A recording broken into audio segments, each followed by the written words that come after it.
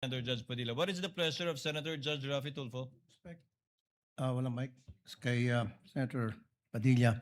Bakit pag sa kabila pinapayagan sila 5-10 minutes, bakit pag sa amin, sa majority, kinakat agad ni remind pagdating ng pagdating ng 2 minutes? I think nakakalata na kami. So dapat pag sinabing 2 minutes, 2 minutes. Pag sa amin sa majority, pag 2 minutes, pinipindot nito. 2-3 beses. Totoo yan. Pero pag sa minority, umaabot na ng 5 minutes, 10 minutes. At meron akong record yan. Pinapayagan. Why? Thank you. The comments of Senator Judge Raffy Tulfo is recognized. However, the chair would like to point out that in the impeachment court, there is no majority nor minority. We are all senator judges. And Senator Lacson earlier requested also an additional time to finish his point, which the chair allowed. That's why the chair reminded Senator Judge Padilla to wind up because his time already lapsed. Kaya nga, Mr. Presiding Officer, I'm sorry, I do have a lot of respect in you. Yung sa akin lang, kahit na sino senador, kapag dating na ng 2 minutes, pinipindutan ng bell eh. Ako ilang beses na ako nang pindutan ng bell. Nakakairita eh. Samantalang yung iba, hindi pinipindutan ng bell, umabot pa ng 5 minutes.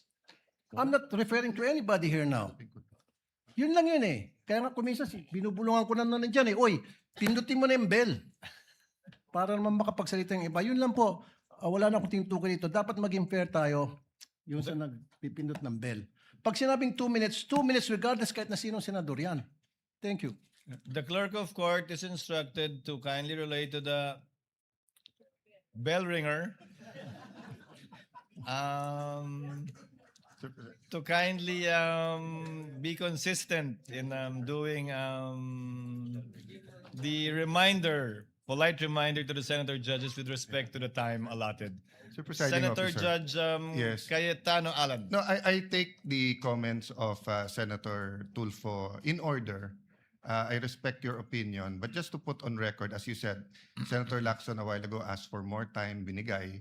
Walang bell yon. Yesterday, 2 bell sa akin. 2 o 3? Dalawa lang ang bilang ko. 2 lang bilang mo. And maybe the solution is that after the first, isang bell na lang, pero kasi from the start of the impeachment trial, we asked the presiding officer at sabi mo nga, liberality, because then if we can't ask questions, baka magkaroon ng motion or mas lalong tatagal. Maybe you've been doing it naman, but yun nga, yung just ask to wrap up. But konting, we all want to get back to work. There's so much that we want to do. At least, wala ngang majority-minority, but at least wala ngang threat ng kaso sa majority. Eh. Kami magsalita dito, parang may sword sa aming nakatutok. So, konting pagbibigay din sa amin ng konting liberality din sa pagtatanong. Yes. But in accordance with the rules, tama naman po yung sinabi ni Senator Tulfo. The presiding officer shall take in advisement the points raised by Senator Judge Raffy Tulfo as well as the point raised by Senator Judge Allen.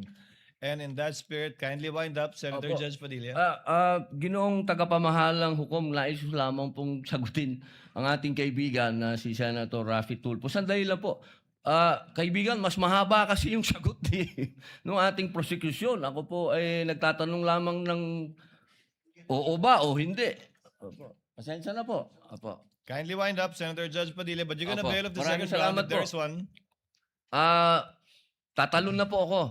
Dito na po ako sa aking kaibigan. Maraming salamat po, kaibigan. Opo. Sa akin pong kaibigan, kay Attorney Matibag, mahal na saksi. Mabilis